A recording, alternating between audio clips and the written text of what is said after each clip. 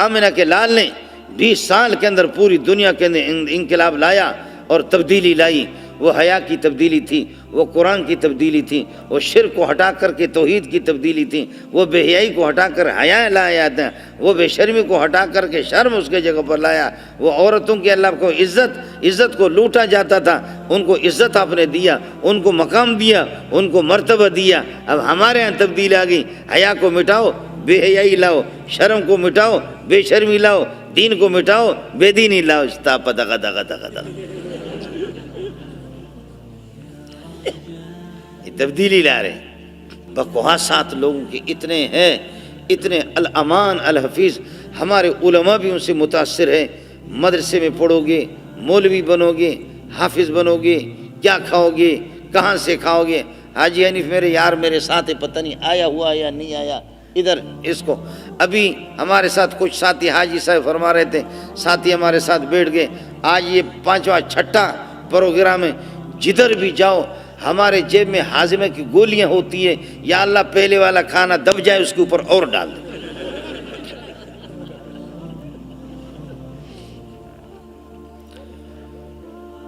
جی ہاں، ایسا کھاتے ہیں کہ آپ سوچ ہی نہیں سکتے۔ مولوی صاحب کھا کھا کر کے پھٹ گیا۔ پھر یہ کہ جمعے کو دوسرے مولوی نے کہا یا اللہ ہم سب کو اسی طرح شہادت کی موت نصیب فرما جیسے کہ حضرت شہید ہو گئے۔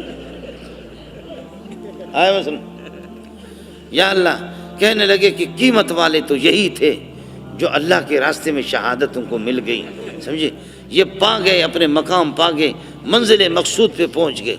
جس بھی مولوی کو دیکھو ایک آدمی کی سیٹ لے لیتا ہے، دو آدمی کی سیٹ گھیر لیتا ہے۔ سیٹ تو ایک لیتا بس میں، لیکن 2 کی جگہ گھیر لیتا ہے۔ کون کہتا ہے کہ مولوی بھوک سے مرتا ہے؟ خدا ٹرمپ کو بغیرت کو کھلاتا ہے، زرداری کو کھلاتا ہے، نواز شریف کو کھلاتا ہے اور عمران خان کو کھلاتا ہے، تو مولوی منظور کے سینے میں قرآن ہے، وہ کیسے بھوک سے مرے گا؟ وہ کیسے مرے گا؟ کس طریقے پر مریں گے؟ اور مولوی صاحب علماء کرام مہربانی کرو، سورہ فاتحہ، سورہ یاسین، سورہ کہف اللہ تمہارے سینے سے نکالے اور تمہیں اس کی جگہ پر کروڑوں روپے ملے۔ کلمہ اللہ سینے سے نکالے، اس کی جگہ پر تمہیں کروڑ روپے ملے، کوئی ماں کا لال اس کو پسند کرے گا؟ کہ تمہارے سینے سے ایمان کا سرمایہ نکال دوں، قرآن کی جو چند صورتیں تجھے یاد ہے وہ نکال دوں، کلمہ تیرے سینے سے نکال دوں، اس کی جگہ پر آپ کو پراپرٹی دے دوں، اس کو جائیداد اس کی جگہ پر آپ کو دے دوں۔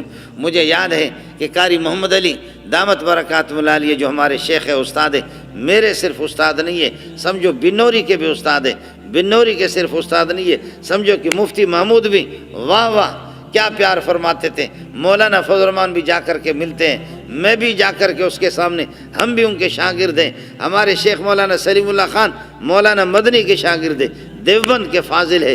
دیوبند کے زمانے میں ایسے فاضل کوئی نہیں تھے، لیکن حضرت نے فرمایا سورۃ القیامہ، سورۃ البلد، سورۃ الطارق اور اللہ سورۃ البینہ، سورۃ الدار، سورۃ القیامہ، یہ ساری صورتیں میں نے مدینے میں قاری محمد علی سے پڑھی۔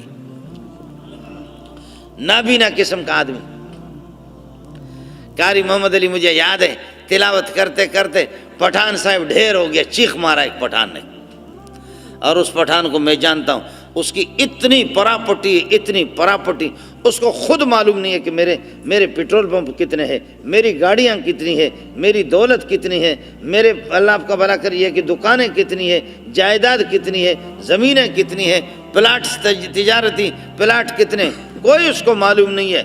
لیکن پٹھان نے جب چیخ مارا، لوگوں نے پکڑ کر کے اس کی چاپی شروع کر دی۔ پٹھان کو ہوش آ گیا، کہتا ربا ساری کائنات مجھ سے لے لو، ساری دولتیں مجھ سے لے لو، لیکن جیسے یہ نابینا قرآن پڑھتا ہے ایسا قرآن مجھے دے دو، ایسا قرآن جس طریقے پر یہ پڑھتا ہے اسی قسم کا قرآن مجھے دے دو۔ اور عرب بھی کہتے ہیں کہ کأن حلقومہ مصنع للقرآن، یہ نابینا اس کا گلا جو ہے یہ قرآنی مشین ہے، کمپیوٹر ہے، عرب بھی کہتے ہیں۔ میرے پاس ہم خانپور گئے، 2 خانپور، ایک پنجاب والا اور ایک شکارپور کے پاس خانپور، یہاں شکارپور خانپور، اس خانپور میں گیا تھا ختم بخاری کرانے کے لیے۔ واپسی پہ میرے ساتھ کچھ ساتھی تھے، ساتھی بھی بڑے بڑے اپنے آپ کو سمجھتے تھے، بھتو خان، کچھ مولوی تھے، کچھ دیگر سرمایہ دار لوگ بھی تھے۔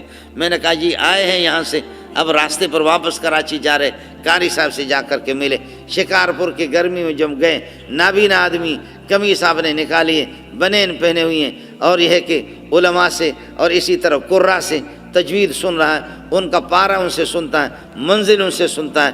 ہم لوگ جا کر کے بیٹھ گئے، السلام علیکم، وعلیکم السلام، اب آپ کیوں اچڑ تھی وہ کیسے آپ آ گئے؟ تو میں نے کہا حضرت آئے ہیں کہ قرآن سناؤ ہمیں، یہ کراچی والے جو بڑے بڑے بھوتو خان ہوتے ہیں، ذرا قرآن سناؤ، اپنے پیارے انداز میں سناؤ۔ سورۃ النبأ عما یتساءلون، اس نے 2 رکوع مکمل اس نے پڑھا، خدا کی قسم ساتھی بھی رو رہے تھے، میری حالت بھی خراب ہو گئی۔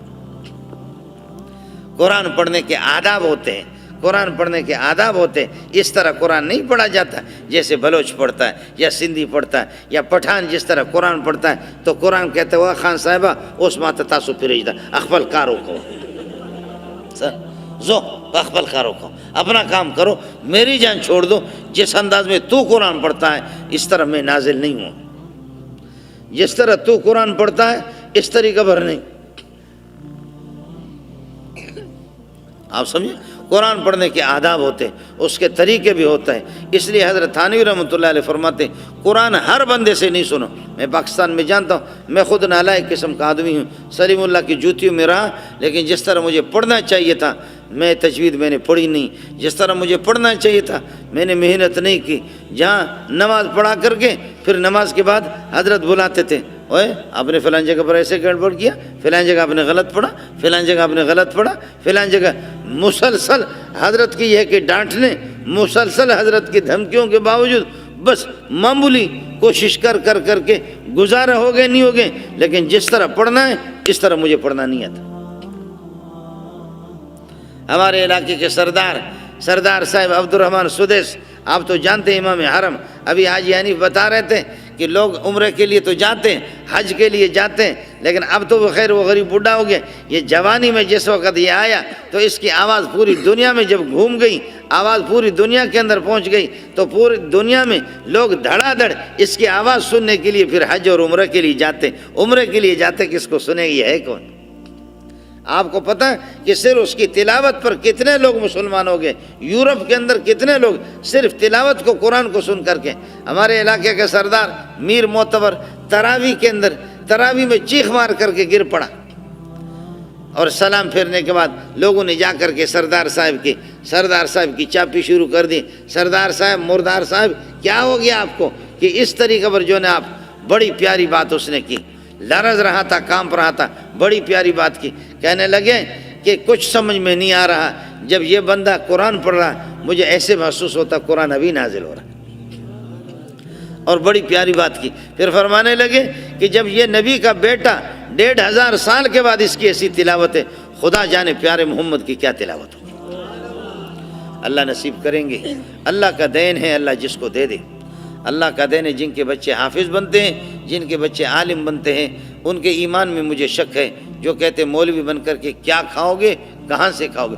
روٹی کھائیں گے، منہ سے کھائیں گے، تو کہاں سے کھاتا؟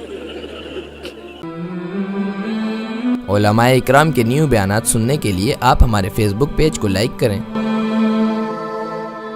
اور ہمارے یوٹیوب چینل کو سبسکرائب کر کے بیل آئیکن پر کلک کیجیے۔ اپنی نیک دعاؤں اور تمناؤں میں ادارہ سعد نشریات کو یاد رکھیں۔ شکریہ۔